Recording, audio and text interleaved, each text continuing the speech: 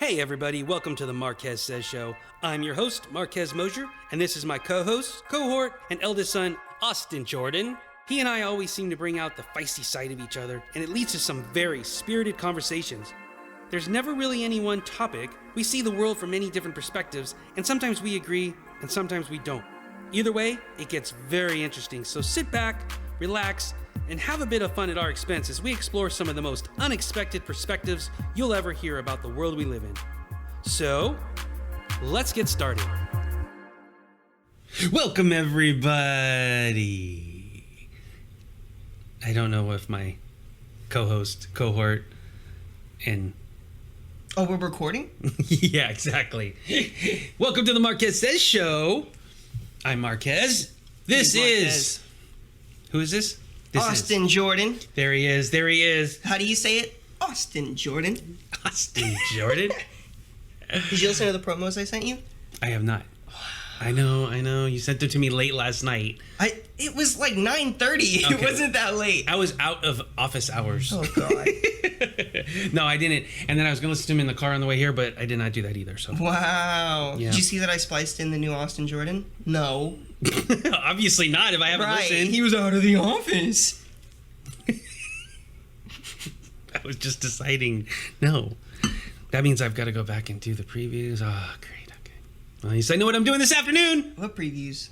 The promos. Oh, you just got to swap out the audio. It's like the exact same thing. Yeah, I know, but I'm doing it and you're not. Some audio producer you are. It's like, jeez. Well, I offered and then you were like, no, I can do this. So, you think we should get on with the show at this point? No, I think this is probably more interesting than the show we have planned for you. Oh, now you sound like the Muppets. You sound like the two old guys in the, the Muppet Show. I've been watching that new Muppet Show, actually. The new one. They have a brand new one. Like called on Muppets what? now on Disney Plus. It's actually entertaining. Not all the bits, but some of the bits are actually really good. Oh, that's cool. Pepe has a game show. Pepe? Yeah, the jumbo prawn.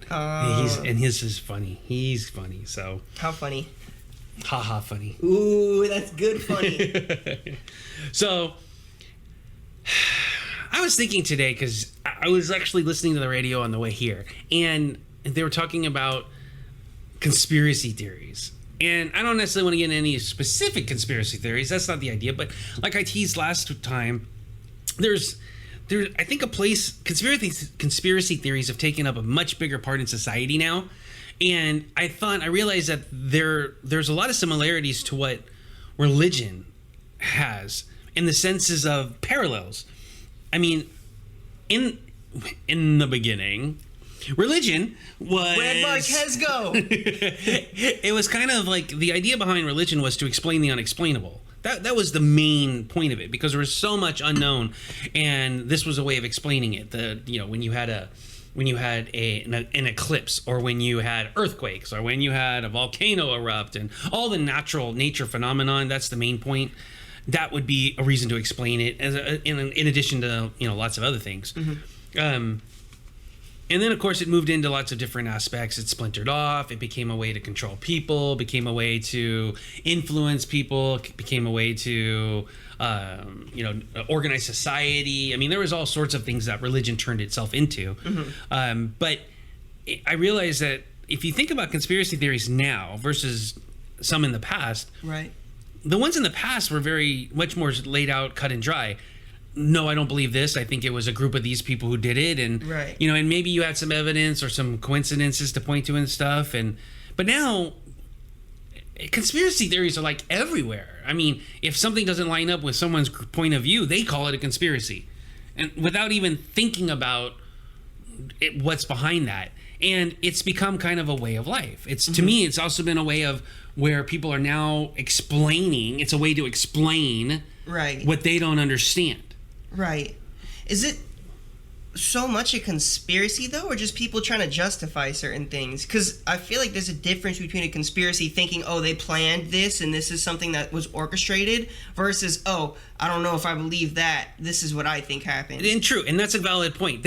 I'm using it because they'll call it a conspiracy theory in order to debunk it. You're going to have to use an example, because you talk about recent conspiracy theories, and I never see them. So for example, like QAnon, that there's deep state, that Donald Trump was sent to rid the Hollywood elite and Democrats of, I believe it's a child trafficking thing that they used. It's some some weird thing where there's a couple different things going on and stuff. I've only kind of heard that in passing. I don't really know a lot about it. I don't, and me neither. But it's become this whole thing where it's Q, and it's become where it explains and it gives people meaning and it gives them a reason to fight or argue and such. And it's like those are the same kind of. Shout out to Trevor Noah, who we've mentioned a few times on the show. I saw this is like one of the only times I've ever seen like the theory brought up was he talked about it. I saw like a little clip.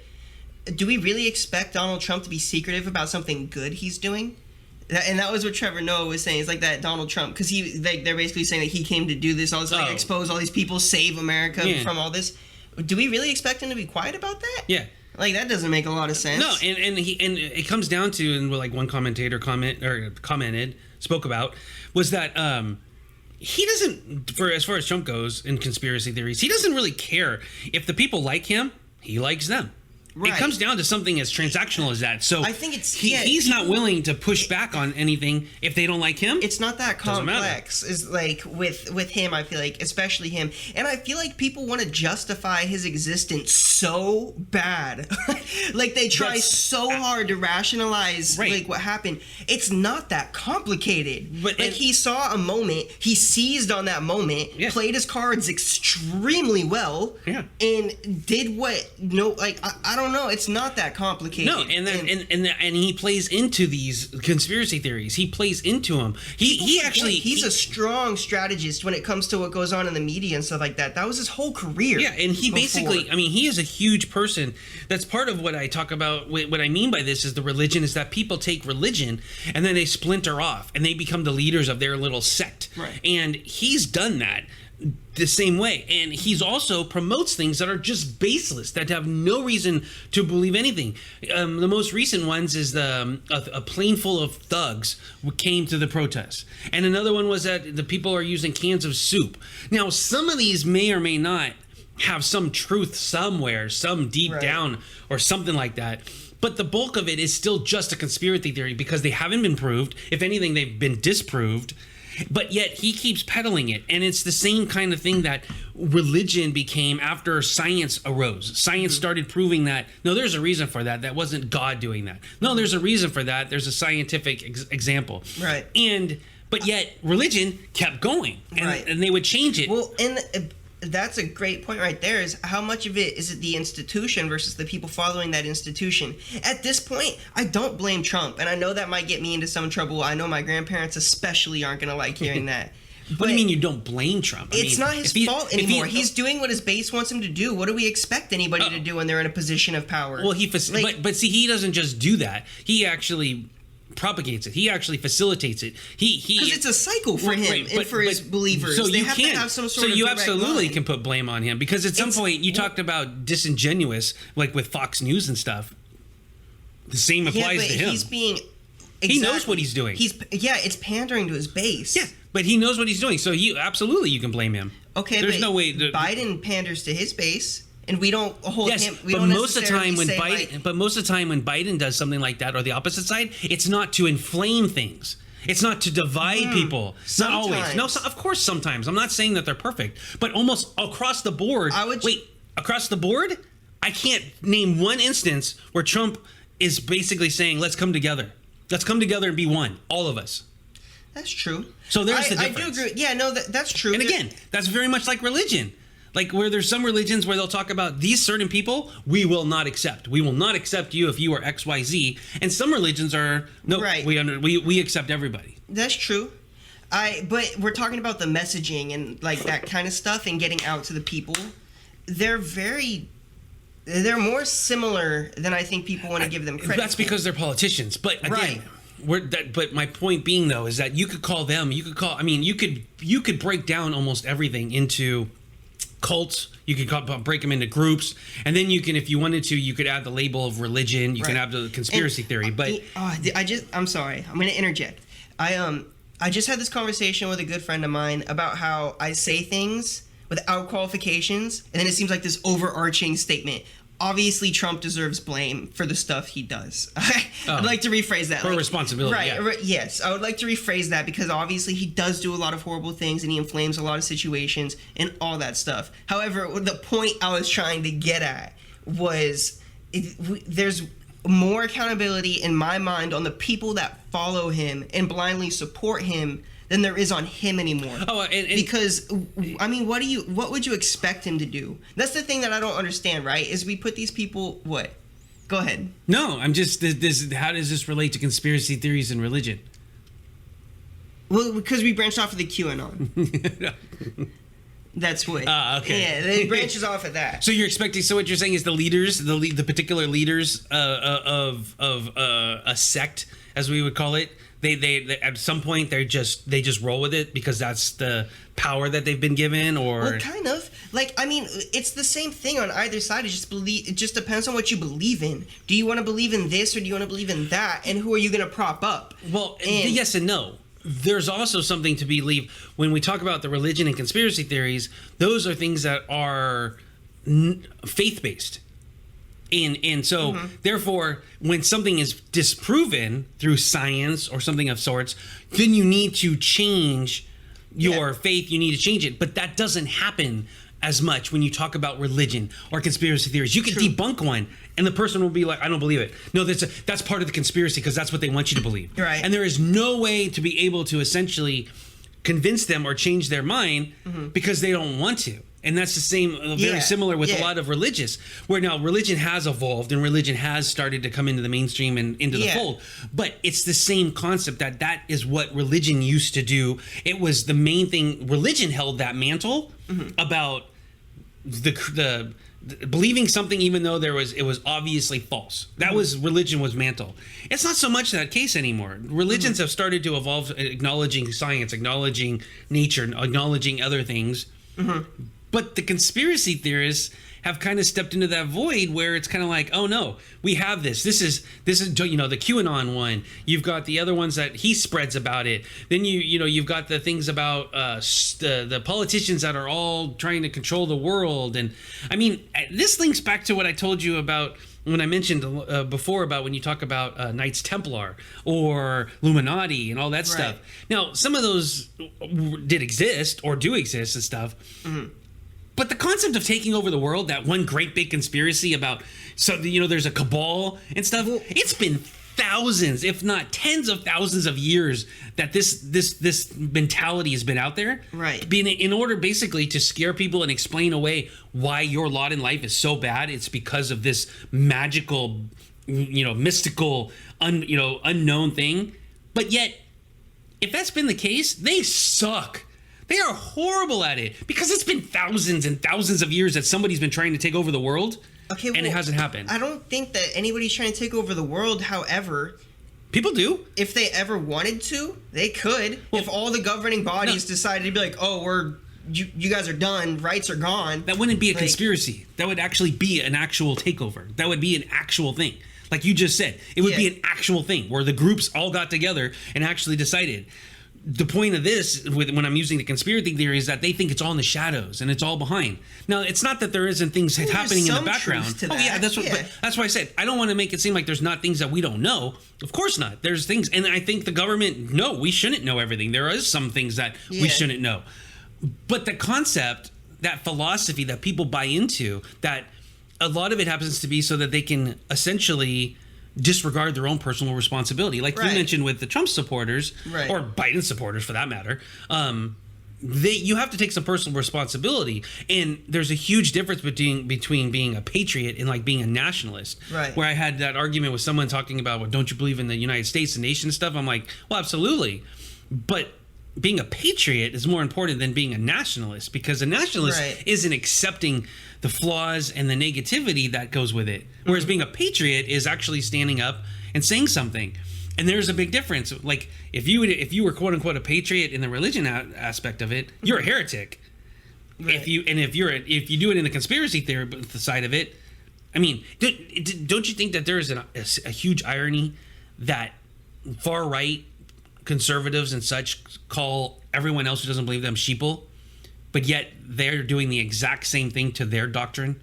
Well, yeah, I mean, it's a common tactic to divide and to get people to follow you. It's like, if you can make somebody feel like they're not a part of this group, but we're going to accept you, be with us, that's how you build a lot of loyalty. Right. And it's smart. And that's a tactic right there. But it's smart, but it's also, I mean, it could be used for really bad things, like we've seen, is then you build this, like, system of inclusion, and then we're going to use you and manipulate you for our agenda. Right. However, I know that you're talking about the far right and all that stuff. It's not only the far right that does that. But there's a difference.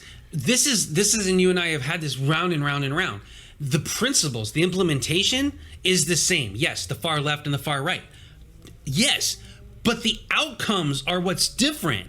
Those outcomes are what change it. That's the difference of why doesn't the far left get nearly as much bad press, quote unquote? Well, there's various reasons, but the most of it is because ultimately, if you ride these things out, if you ride the two sides out, the conservatives and the liberals, and you take them to their most extreme points, you have liberals who want to conserve natural resources. They want to include everybody. They want to make sure, they want to be able to, and remember, there's downfalls to that. You can't have all of that. But if you go all the way to the conservative side, it's we don't advance. There's a them. There's an us. You stay in your place. There's a stratosphere. But if you go far left or right on any of them, it becomes fascist no matter what. Any side can become fascist. But that's the point, though, is that if you have to, you don't want to have to choose. But when you talk about fanaticism, and that's like religion and these conspiracy theories that people want to hold on to and not change, you have one where, in this instance, this particular instance, you have the ones where the right is saying we like things the way they are. We're going to keep things the way they are. Again, a good classifier though is far right. I don't think that's so much the actual opinion. Well, of course, if you talk about right and left, that's the argument is that they're just flip sides of the same coin.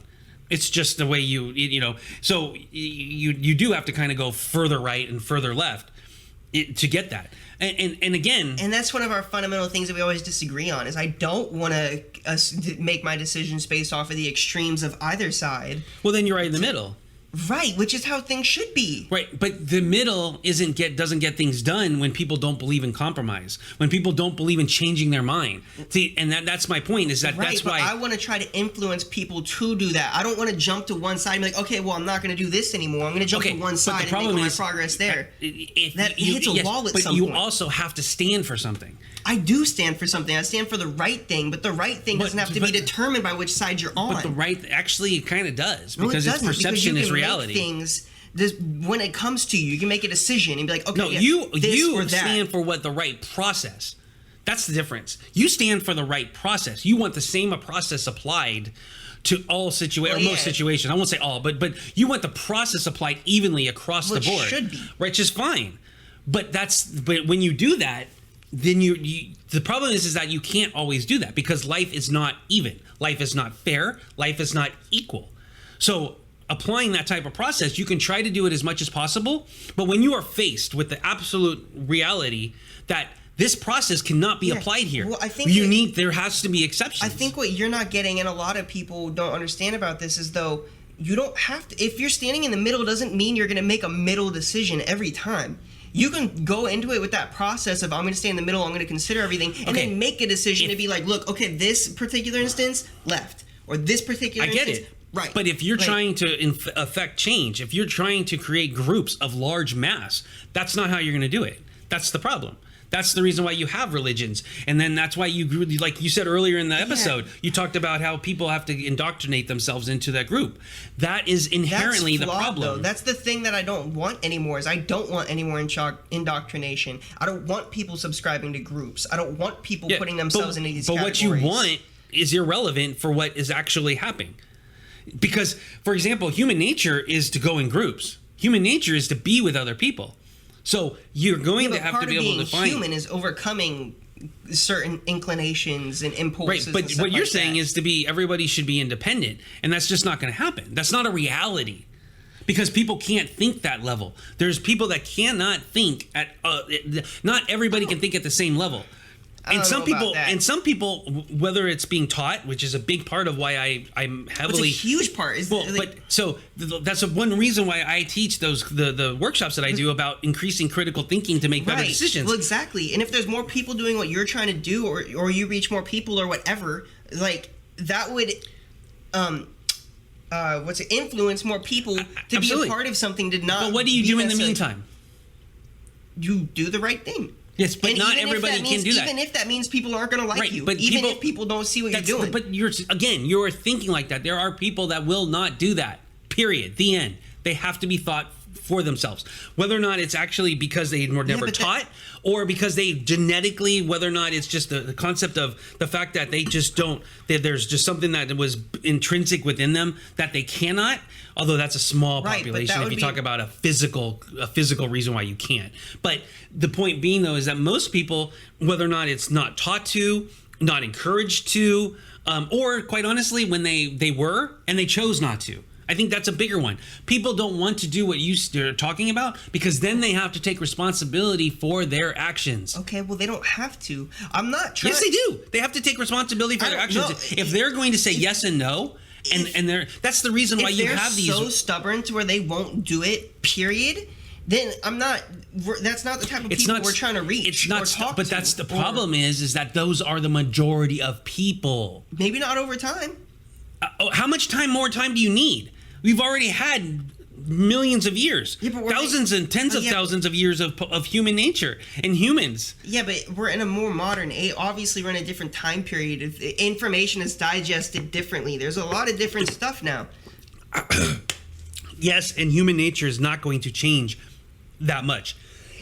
Excuse me. It's not going to. That's another thing that we are, as a species. I just think it's interesting that, like, as a species, we are hardwired to do certain things, and we can overcome them. We can actually, and we can, like monogamy, polygamy, danger, all that kind of stuff. Sure, we can evolve, but there is still an inherent fact that the reason religion and conspiracy theories and things like that are a comfort to people is because it gives them a reason, someone to point to, someone to say it's their fault, not mine. right. Well, and that's okay. I don't want to say that you can't choose to be a part of a group, but don't let that group make decisions for you. Absolutely. But again, people, that's the point of the religion. That's the point of the conspiracy theories, is that they're more than happy to make those decisions. And this is the whole point of what I said was religion has been less and less and less important, becoming more and more waning as far as its importance go. And essentially to fill that vacuum, conspiracy theories have stepped up. The people didn't change. The Right. people that are believing the conspiracy theories and so on and so forth may have been a couple, thousands of years ago, may have been the religious zealots talking about how this is the way it is and God this, God that, and so, et cetera, et cetera. So again, what I'm saying is that the people themselves don't really change much. And that conspiracy theories of a sort are the things that are now coming up. And people like Donald Trump, people like on the far left and the far right, although Right. Well, it's anybody. It's you also any have to think, extremist. what exactly do you have coming from the far left as a conspiracy theory that's going to things are going to go horribly wrong if you don't subscribe to their philosophy? Well, to be honest, I don't know. I don't know a lot about these conspiracy theories that you seem to think are so prevalent. No, but that's the problem, is that there isn't that many. That's the point. But on the far right, there's always something. It's minorities. They're coming to get your jobs. It's it's the overseas manufacturing. No, it's not. No, those concepts, but the conspiracy theory that all of a sudden that they're worse off and they're more off. That's the difference, is where you don't have, basically, as I see it, you have the far left pointing at the far right saying that they're the problem. Right. The far right not only looks at the far left and says they're the problem, but they also say that minorities are the problem, immigrants are the problem, homosexuals are the problem, non-Christians or non-believers are the problem. Because you don't hear that from many of those people anymore, though. There is, Austin. That's the problem. That's why we are in this situation. That's how Donald Trump got elected. No, I don't think that's how Donald Trump got elected. I think, like I've said before, is Donald Trump was able to see that there was a group of people that felt very disenfranchised. Not a group. And he was able to... Not a group. a huge swath Well, of that's what I mean. America. Right, because a lot of them didn't feel like they were being heard. I agree. And that their needs weren't being met. And you know what they did? They basically just went from one sheeple over to the other. And you know why? Because he made them feel gave them a included. false narrative. He gave them Right. all of these conspiracy theories. He gave them all of these reasons that were not true. That's the He point. seized on that opportunity, though. That's what I'm saying. Okay, though, is I'm it not wasn't- talking about Donald Trump. I'm talking about the fact that that's what he did. He used the conspiracy theories. His group did. The alt-right did. The white nationalists did. All of that. Right. They're using that. Now, to be fair, yes, the left does have those same tactics. They do use some of those same tactics. Right. But they're not the ones that are necessarily fear-mongering. They're talking about like climate change. They are. But other than climate change, this is the thing. Well, other than climate change, they're warning people about the far right. Well, yeah, they but- are fear mongering. They're just doing it in a way that more people find acceptable. Well, like, hold on. the nation will collapse in 4 years if we elect Donald Trump again, or everybody that votes for Donald Trump or anybody that supports him is a deplorable, or all this stuff. Right. That's all fear mongering too. Absolutely, and that's what they do. And that's the majority. But you notice what I just said. It's basically the far left is saying that is fear mongering about the far right. that's true. But the far right does it not just for the far left. They don't do the same. They do in addition to. They create more. They create more conspiracies. They create all these reasons why you shouldn't believe these aspects. Now, some of those can be aspects of the far left. I Okay. mean, it could be that, but We can add a conspiracy theory to this. God, I'm playing so much of devil's advocate in this episode. But what? What about when the far left was trying to say Kanye West was employed by Donald Trump to run, to take votes away from Biden? That's a conspiracy theory. It didn't come from the right. Actually, Republicans were shown as being Republican Yeah, but- operatives were helping Kanye to get on the Okay, tickets. so what? That doesn't prove that he's with. It's like, okay, these no. people want to get paid. They want a job. That No. doesn't prove it. No, it doesn't prove that it's a conspiracy theory, but the point of what you said is that the Republicans were encouraging him because he would take away votes. They were doing that. Okay, but he didn't. His platform is very much no. going to take away from Donald Trump instead of. They stopped doing that once they found that out. He announced it like right away. No, but they were already helping him. And by the way, ultimately he is not going to take away votes from Donald Trump. No, he's not going to take away votes from anybody. But No, but that's true. That's a very good point. He will take it. But that's my point, though. is Again, that I know I'm not that saying didn't that. come from- Again, I am not saying that it's not both sides. What I'm trying to point out is that you have these conspiracy theories. Who spouts more of them? Who uses them more to their advantage? Who's using them as a way to control the masses, to explain things that people don't want to understand, to explain away? That's what I'm talking about. It's undeniable that you would have to say it's the far right more than the far left, but that's irrelevant. That's not what I'm talking about. I'm just talking about the fact that conspiracy theories are taking the aspect, are taking... Right. We'll move back into that. Okay, we'll move back into that. I don't This personally agree wasn't that a political debate. This isn't a political debate. It is. It's turning into left and right, and It's that was not. not what I was hoping for. It's not a political debate. What We'll were you move going to back- say before you said, okay, never mind, we'll get back to it? You were going to say something else about the politics. Yeah, I was going to say that I don't think it's undeniably just... I wasn't going to say it's as unanimous as you... There's just... We don't have to- we can No, move my back. point is, I'm not sure how you could argue that. That's why. Because you listen to Fox News, and it's always talking about all these groups of people that are going to cause the demise of America, including... I hear that from the other side too, though. No, you don't hear from the far left that immigrants are going to be the cause or downfall, that jobs are all that stuff. You don't hear that. You hear that the far right is going to be the fall of the United States. And it almost ends there. Yeah, but it's the same principle of taking a boogeyman and saying that that's going to affect everybody. Right. Again, I didn't say the implementation wasn't the same because it applied. They both do it. It's just political strategy. But I know, but on the other side, is like what you're talking about is like the far right will single out minorities or whatever. That's true. On the far left, they'll take a whole group of people and people that might not be included Such as? in what they're saying, like a white nationalist or whatever, and they'll put somebody in that category that isn't. They just don't agree with them. And then you get put into that category. Okay. It's a broader category. Yeah, but that's done on such a smaller scale. I mean, you can't talk about when the far right talks about anybody who comes to the United States who's not born here is an immigrant and is bad. I mean, See, the president of the United States questioned whether or not Obama was born in the United States. He questioned whether or not Kamala Harris was born in the United States. This is from the top down. I know, it's just that's this his is the bag point. of tricks. So where are your people within the Republican Party that are standing up? Although there is a lot more now that are saying, "Dude, stop it." Dude, Romney's always been one. saying, no, even what's his name? There's been more. But my point is that patch. you're talking about like across the board.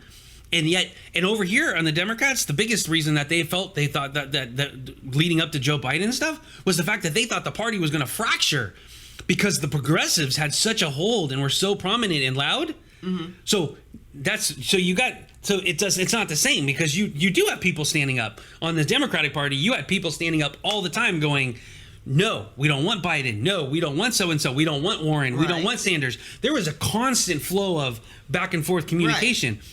That's not happening on the other side because they've all bought into this. Well, they don't have to, because they don't have to pick a candidate. Trump is going in as the candidate. Right, but they know that. I mean, what he's doing and the detrimental aspects of what he's doing, they're okay with because they want to stay in power. All of them as a whole. Again. They're subscribing and they're allowing the fact that he fans the flames of these conspiracy theories. He fans the flames of the worries. And it's basically like the analogy back to religion is that if you don't believe in us, you're going to hell.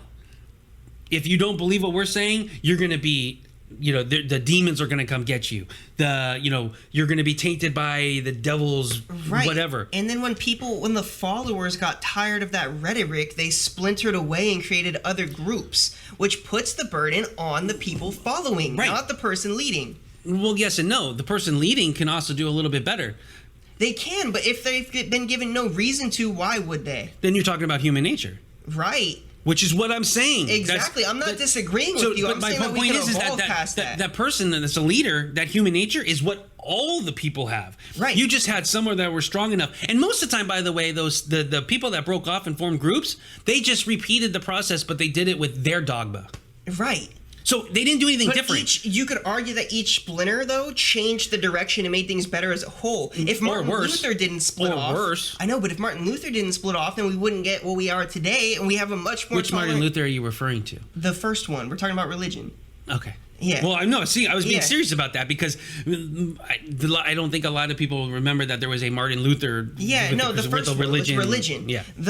If that hadn't happened, would we be here today? Probably not. Not in the same form. Right. But again, that's my point. With religion being less and less important, or at least having an emphasis. I won't say it's less important because it is. The less emphasis that it has. Yeah. What are people then holding on to? Like, you know what? This is a good one. You'll like this because this is where if you think I'm so leaning to the left and stuff, I'm not. I don't. And if anybody who actually knows me, they know that I ride literally down the middle as an independent because I put it out there that I am a small government, fiscally responsive, small business, human or civil rights advocate. Right. And that's hard. There's no party that fits where I go. There's no party that's going to say... But that's a good thing. No, absolutely. I know. Yeah. But that's what I mean. Just to put it out there for the record, if anybody's thinking it's like, no. But when I have to choose, if I have to choose between one or the other, I'm either a very liberal Republican or a very conservative Democrat. Take your pick. I don't care. I don't fit with Republicans because they're not going to like me on some of my social views. Democrats are going to hate me because of my financial views. So there's no winning. But what I was going to say was, if the Democrats were actually able to come up with some better conspiracy theories, they may actually be proved more powerful. They may actually because it's a strategy. Because they don't. That's the thing. Right. And the one the one that they have, which isn't actually conspiracy, is climate control. I mean climate change. And it's funny because it was called a conspiracy theory at the beginning, and all the scientists that came together for it, they must have been all in on it. But now we know that there's probably something to it. And it's not a conspiracy at all. There's definitely been something to it. And I think for the better part, for a long time, I mean, it's been relatively accepted. Yeah, but if the Democrats, not we, but if the Democrats on that side, speaking for them, were able to come up with more items to quote unquote scare people other than just the far right, it would be interesting to see whether or not that would be better or worse? Because would it cause more people to think and take responsibility, or would it cause more people just to then just follow? Be worse. You know, I mean, you shouldn't, just because one side does it and it works well, doesn't mean that the other side should do it to get the same results. You do have to be better. But it's applying the same process. Yeah, but you don't apply. Yeah, but that doesn't work if you're applying. No, you know that's not at all what I'm saying. Why would you apply a bad process to two things? Well, it's not a bad process. It gets what you want. See, that's the thing. It's a disingenuous process. It doesn't matter. If the point of the fact of the matter that someone is using it in order to get what they want. Yeah, but being fair isn't. But then you're asking people to be at a level that most people don't get to. Yeah, that's exactly what I'm doing. Okay, so what do you do in the meantime, or what do you do for those people that don't? You be the example. Okay, and then still. And if it never works, it doesn't work. But at least you know you did the right thing. That's great. That you can feel good about yourself. Now, all the other people voted, and you're stuck with the results because they didn't do it. Okay. Chances are things aren't going to change that much anyway. No, but my point is that you need to do more than that. You can't just say this is how it needs to be done. This is how I'm going to do it. And if you don't, tough. No. You need to be able to figure out how to make that, to touch those people, to communicate with those people, to have them see that, Why? hey, because you need them. If you believe in yours, if you believe that your way is the right way, that you want people to think more and stuff, then you need to be able to convince those other people that, hey, I'd like you to give me a chance. I'd like you to give me a shot. I'm not asking to be a leader, though. No, but it's only going to change if enough people that think the way you do try to be leaders. Otherwise, we're going to just end up with this huge mass of people in the middle, like more than necessary. That's the key. More than necessary that are just being swayed by the wind, whatever wind it is. Yeah, it's true. That's what it's mostly been, though. Right. But unless when we have Kennedys, Martin Luther King Jr.'s, when we have FDR's, when we have, I'm trying to go way back, when we have Lincoln's, when we have those type of people. What party was Lincoln in? Republican, but those are actually Democrats now. I know. They flip-flop for those who actually, that's a little side note, when they talk about, oh, we're the party of, Lincoln, you're not. Actually, it flipped. There's anyway, go check your history. Mm-hmm. So without those leaders, those were the ones that caused people to wake up and think differently. Malcolm X. I mean, these ones that even they were divergent and had different opinions between like him and Martin Luther King Jr., mm-hmm. Both were needed. Just like I believe that AOC, we need her voice. Yeah, I agree. She needs to speak up. Now, whether or not we need to accept all of her ideas, probably not. But without that voice, without that leader, we need people speaking their truths. Like, we need people to be honest, and if they want to be vocal, loud about it, or whatever, that's a good thing. I encourage all that. And if you want to get behind that, that's great, but make sure you're doing right. Make sure you're doing it because it's not just, I just agree with them because you're going to get the benefit from it. You need to make sure that you agree with them for your own reasons, and if you benefit from it, that's great. But there's specific reasons as to why you feel that way. Not just like, for some example, if you are middle-aged, older-aged, out of work. Machinist, for example, I'm trying to think of something, mm-hmm. and you get told that it's because an immigrant came in and took your job and did it less, or a robot came in and did your job less and stuff. It is kind of on you to look and go, well, could I have seen this coming? If you couldn't, then that changes the circumstances. Then you have to deal with that situation and try to evolve. Well, but if you chose to listen to those who are telling you that it's fine. It's going to be fine. It's going to be fine. It's going to be fine. No, they're not. That's just then, or vice versa. If you were told that, this is the reason you lost your job, don't worry about it. I'm going to get your job back.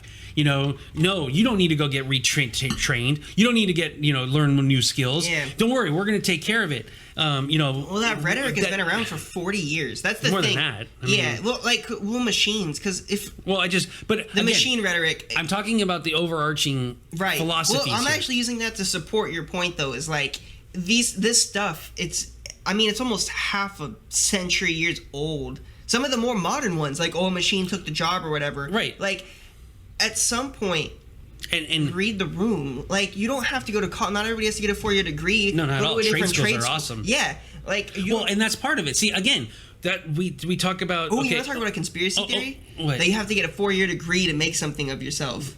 Yeah. That's not true at all. No, and people have bought into that. I mean, and over the last college 50 system makes so much money. Yeah. So much money. And overall, the last 70 years, from the last part of the 20th century up until now, you're right. This is what I was talking about. As religion started to wane, then all of a sudden what was filling that vacuum were these other theories about that. Because in religion, it would talk about, if you go pre that, a lot of the roles, societal roles, were dictated by religion. Mm-hmm. Women stay in the house. Men make the money. Right. They go out and do an honest day's work. They, all that stuff.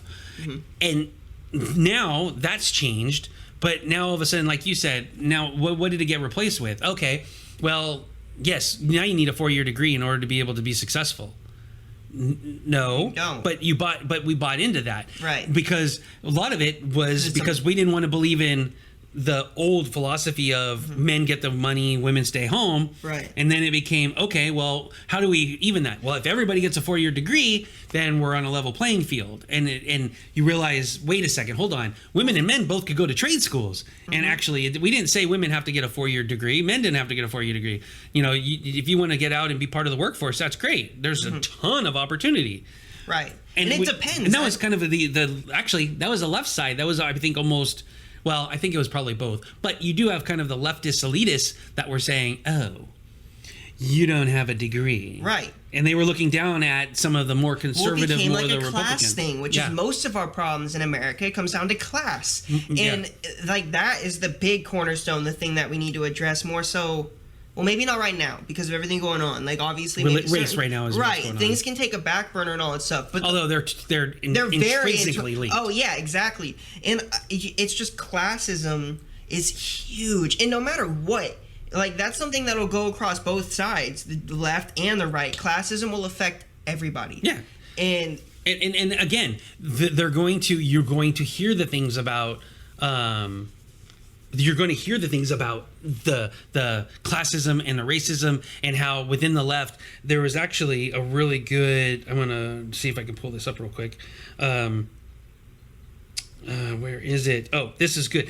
April, my wife, sent me this thing because she thought I would appreciate it. And you basically see a woman and a young son, right? And the woman is pointing over to the garbage man. And, I saw that. And she says, "If you do not study, you will end up like him." And then you see the couple that's next to him, another mom with her a child, and she basically says, if you study well, you won't have the mindset of this woman right here who anchors her self-worth on her existing socioeconomic condition. All jobs are necessary, and belittling one or several is a form of class antagonism, etc. Blah blah blah blah right, blah blah blah. Yeah. And the point being is that we need to be way more open-minded to realize that the garbage picker upper. The garbage man or woman is just as important as a CEO. They have different roles and responsibilities. No, that doesn't mean they should get equally paid. No, that doesn't mean that all those blah, blah, blah. But the premise of their respect that they deserve for the responsibilities they have in society need to be there. Well, that's a cornerstone there is everybody should be treated with respect and nobody should be devalued as humans. Right. And it comes back to the religion part where the religion, that was a big problem where you had a stratification. There was a stratosphere. Which was ironic because the whole point, or not the whole point, but most religions was to main one. Yes. Love everybody, respect everybody. And that's almost across the board with almost all of them, whether you want to go Native American, Far East, traditional Christianity, et cetera, et cetera, et cetera. And that's, again, to kind of tie this up a little bit, is that the conspiracy theories do the same thing. They are filling that void, allowing people to absolve themselves of personal responsibility. They can point to it and say, yes, that's the reason why I have my lot in life. You know what? Or I am better because I believe this. I'm better than so-and-so who doesn't believe it. They're not as enlightened. And it does go both ways. Absolutely goes both ways.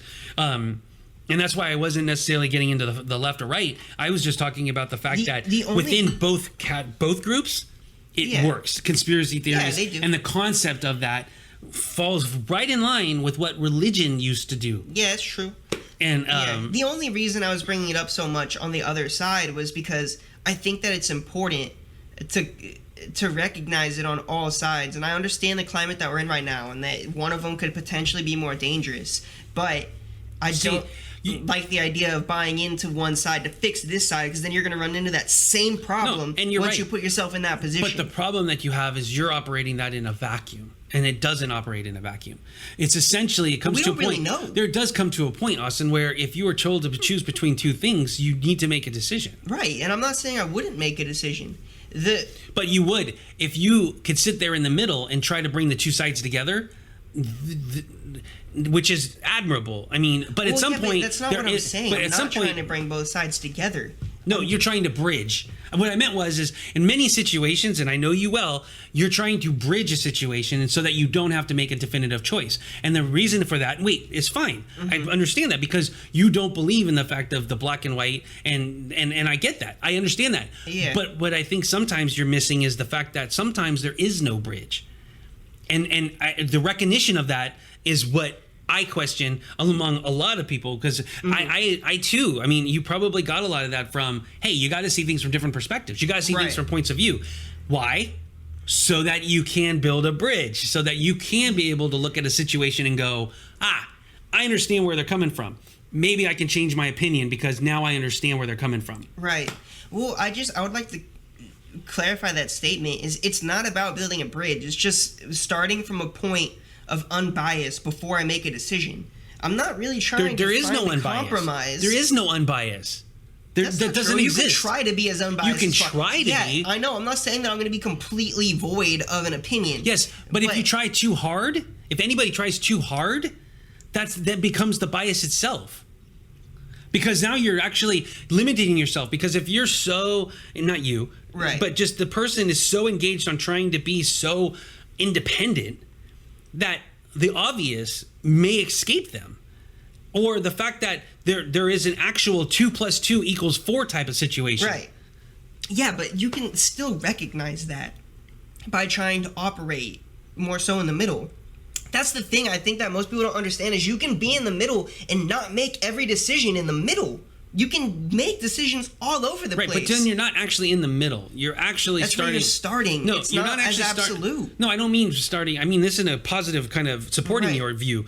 You're not necessarily starting in the middle. You're actually starting. You're starting on one side or the other, and putting yourself in the middle in order to make sure that the decision you make is the proper one. I guess you could phrase it that way. Because there's no way for me, if you're going to talk about, the difference between saying I'm not racist or saying I'm anti-racist, you know what I mean? You're going to have people that will say, well, I'm not racist is good enough. It's like, that's not good enough. Not anymore. That's why it hasn't worked yet.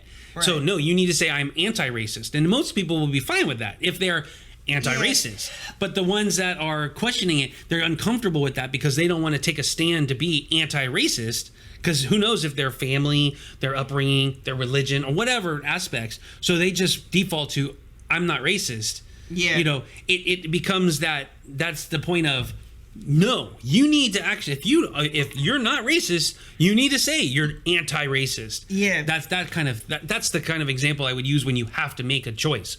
And some people will use your argument by saying, well, I'm not trying to necessarily get behind these, quote unquote, these far whatever you want to call it, and they call themselves anti-racist, and because that's getting kind of militant, and that's going to be more, and it's ridiculous on the surface when you think about it with this example. But there are people that are going to say, oh, that's too extreme. No, you know what I mean? Because if we do that, we're going to shift the pendulum, and then there's obviously going to be this backlash against it. It's like, no, this is a situation that you say it because it's the right thing to do, and there is no equability. Well, there's that's true. So those are the cases. I mean, that's kind of a phrase though that, that's an example of, you can't really argue against that phrase though. But people do. That's the problem. Think about it. But they're not necessarily arguing that phrase. They're arguing the fact that they feel like they're being told to say something. And people don't like being told what to do. Right. But that's my point, is that this is a case where, okay, I don't like being told what to do, but I'm damn well going to say I'm anti-racist. You know why? I'm fine with that. I don't like being told what to do, but you know what? I'm okay with that. I basically were able to set aside my independence. I know. And go, I'm okay with that. This is what I'm trying to convey to you, is that sometimes it is absolutely necessary to let go of your independence in order to be able to follow a crowd that is obviously stands for what's right. That's true. I do agree with that. But I think people will use your excuse of saying they'll use your philosophy against you.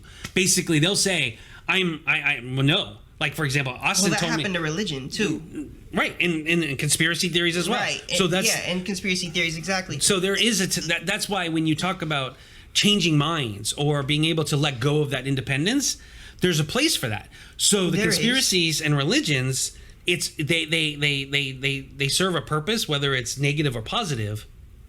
But we can't be so stringent upon the fact that I'm going to always look at everything. I mean, you can say I am going to always look at everything individually and make my decisions based on that. It's a great starting point and it's really good in theory. But sometimes you just know, you know what, I don't actually have to think about this very much. I don't have to be independent. I'm quite comfortable with so-and-so because we're so aligned. I'm going to just choose what they chose. They're not mutually exclusive, though, because you could still look at things as independent and then see something and immediately go, okay, that's wrong.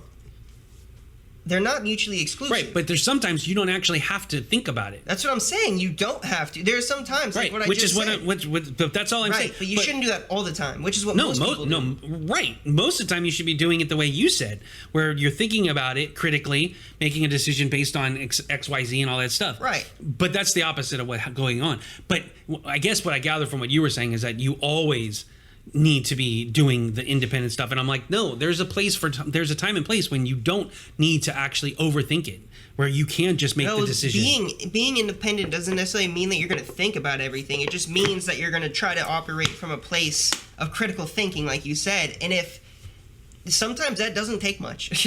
Sometimes you'll just be faced with something and just be like, okay, yeah, you know, like what you said, 2 + 2 = 4. Yeah. Sometimes, and I do think actually I can agree with that. I just like with anything. With anything of an absolute, you have to be careful with that. And when you know, earlier it sounded as if it was an absolute that you need to do it this way, and that's where my the warning signs, red flags go up. Going, well, that's actually, it's ironic because it's the same thing. I'm now doing what you did, turning around, saying, looking at it, going, wait a second, you're making an absolute, you know, and thinking about it critically. So. Yeah. Well, that's the thing is a lot of times, and this is where I don't like to make a decision right away, is a lot of times just because you feel strongly about something and express that and that's your decision, you might be wrong.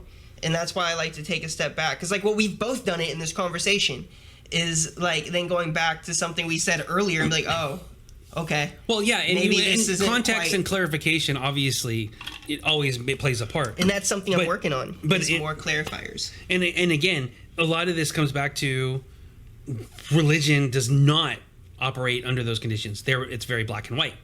It's if X, then Y. If you do this, then you get that.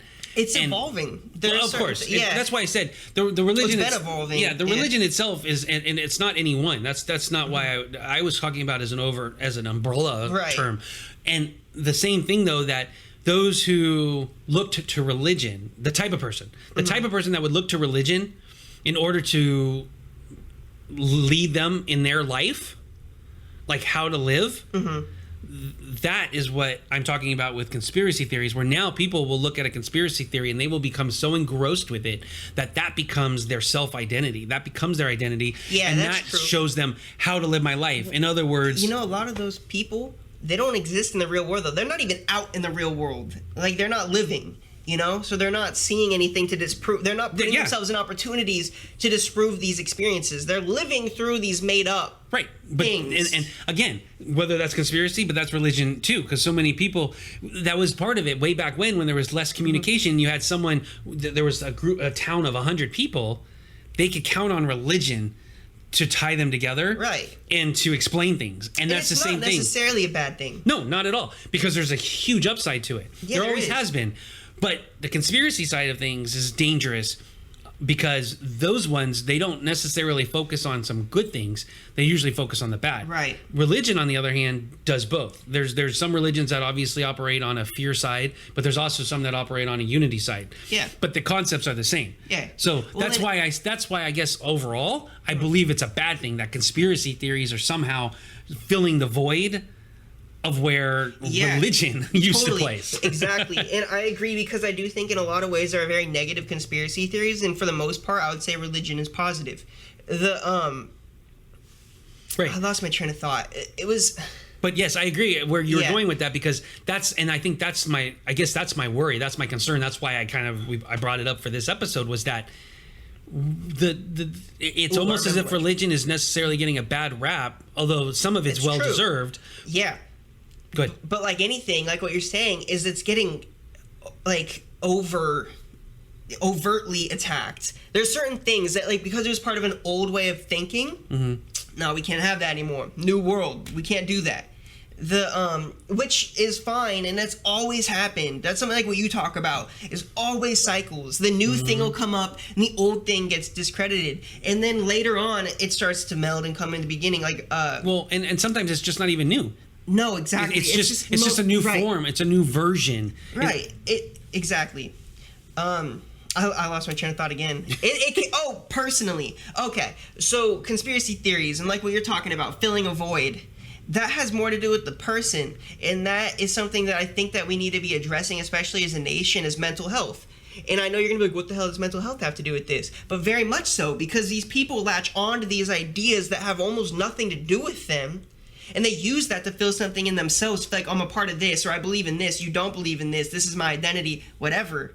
But that's... Yeah, I don't necessarily think that's so much of the mental health aspect of it, because mental health, generally speaking, is those who don't have control, or there's a deficiency that they need help with. No, because it could be anxiety, it could be society-induced, it could be anything. Like, okay, you're talking about mental wellness then. I'm talking about the specific mental health, like schizophrenia or paranoia, things of that sort. Anxiety can fall into that too. Type of mental I'm talking health, about the chemical. I mean, I'm talking about the like physical. When I hear mental health, what mental health means, though. No, you're talking about mental wellness. No, mental health does not just mean chemical imbalances. No, but generally speaking, mental health would fall into that, where you can't just say everything is equal and call it all mental health. I didn't. It's not no, because not everything under the umbrella is equal. Right. My point is that when you talk about what you're talking about, you're really talking about people that are easily persuaded. No, there could be certain things. Maybe some of these people do have deficiencies. You're making a lot of assumptions. No, but that's just because you brought it up. Mental health. What do you mean? You're right. How does it tie in? No, you said people have anxiety and they're right, because no, people it's a type don't of feel person. like they have an identity. Maybe they're depressed. Maybe they have some other thing. It's like, oh, I'm being wronged or whatever. And then they go into correct. So they're easily susceptible based on their. We can't. That is like no. That's diminishing. No, it's not. It's actually saying that imagine if you have having a problem and then you tell them, oh, well, you're just easily persuaded. No, that's not what I'm saying at all. I didn't say that. That's not what I'm saying. My point is if you tell me that someone has a condition that allows them to be persuaded more easily than someone who doesn't have that condition. Okay, but it might not be so much about the easily persuaded. It's just wanting to feel included in something. There's a difference between the two. It's not like they had a stance against something and then something Austin, yes, it does. If they have a deficiency of some sort, we should probably. I mean, yeah, if they have a deficiency of some sort. And it creates the need to want to be part of something. They're going to be. It will be easier to get them to feel needed. Right, but it doesn't come from a place of being easily persuaded. That's a byproduct. I get that, but my point is that it's still the fact. It's still a byproduct. But it's okay. Put it this way. Put it this way. If somebody has a deficiency and it doesn't make them want to feel needed, then they're not as easily persuaded. Yeah. So it doesn't have to be a deficiency, though. That's not. You're right, though. We should save this for another episode. Yeah, the mental health aspect is a completely different thing. I'm just glad I said it, though, because you got all frazzled and all that stuff. Well, I'm actually frazzled because I didn't want to have to get into something at the end of the episode. But now it feels like it's just hanging out there. No, it's a cliffhanger for the next episode. So with that, think more, care more, live more. And remember, you can change your life. We can change the world one decision at a time. Talk to you next time.